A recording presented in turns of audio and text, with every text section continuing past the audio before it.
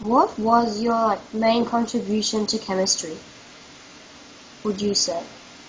Well, I think there were two main ones and a number of minor ones.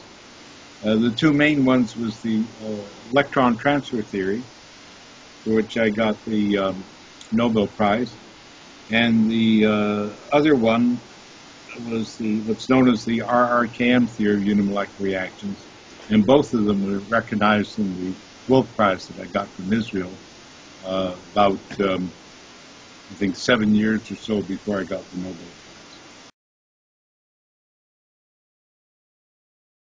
Do you have any ideas for why the theory was not accepted at first?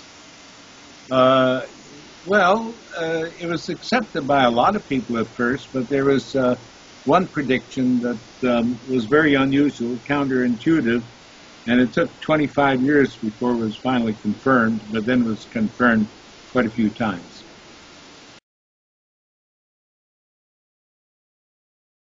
What inspired you to study electron transfer in a solution? I just happened to read an article in the library in which was part of some symposium that had taken place some years earlier, and saw a particular article by Bill Libby, who later won the Nobel Prize for radiocarbon dating. Anyways, he had an interesting explanation of why some of these reactions were fast and others were slow. And then when I looked at it, the explanation was very unusual, and I was very excited by it. And then as I thought about it, I thought part of it was right, but one part of it was very wrong. And then in the process of finding out what was wrong, I then developed the theory so as to incorporate one of his key ideas, but not the rest of his methodology.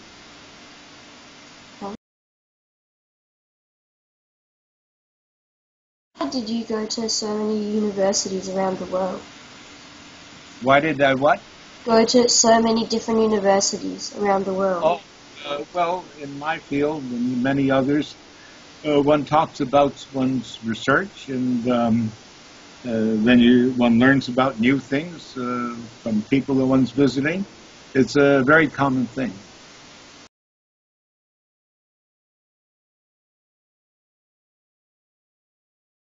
Areas of chemistry and biology did your theory provide greater understanding?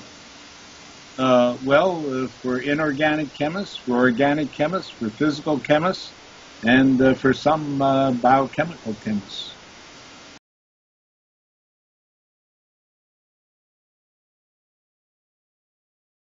What were your interests, and were you interested in science then? I was interested in mathematics. We didn't get science as such. We didn't get chemistry and physics until high school. But early on, of course, we had science. We had mathematics, Euclid's geometry, for example. And I liked the rigor of it, and I liked the detailed reasoning. And I just simply loved mathematics.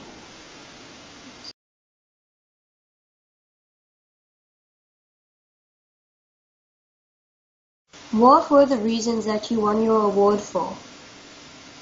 For the theory of electron transfer reactions.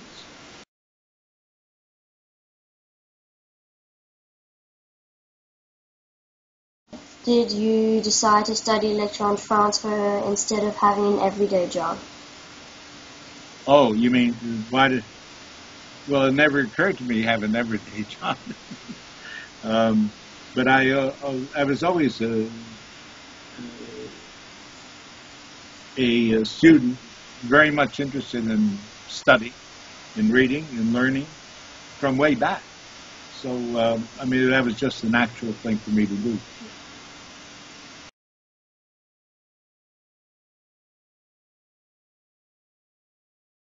What was your childhood like? Were you wealthy? Were you poor? Was it good?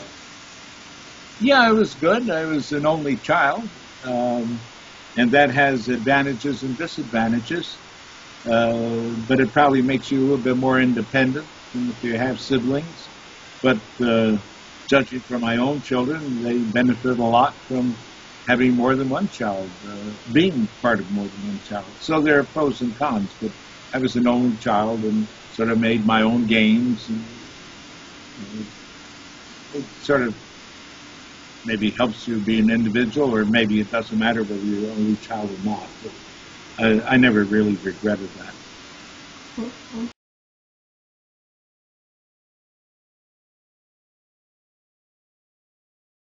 Do you know what took you so long to prove that your theory was correct? Well, it took some time till people verified that. It took 25 years before people verified one aspect of the theory, and that aspect actually turned out to be an important aspect in why photosynthesis works, and the Nobel Committee, in fact, cited that, among other things, in their citation. Okay. So it's part of the theory. It took quite a while to be verified.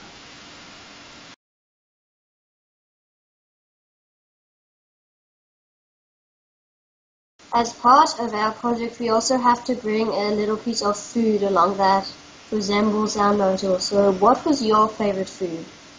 Favorite food? My problem is that everything is my favorite food. No, I'm not sure. I just like so many things, Josh. I don't have a particular favorite, but I like, no, not maple syrup. When I was a child in Canada, if you had a can of maple syrup and you saved the label, and you took it off the paper, um, you could bring it to the ice hockey rink, the big one where the big teams played, and you would get free admission. And so I got tired of smelling maple syrup, but I did go to a number of hockey games that way.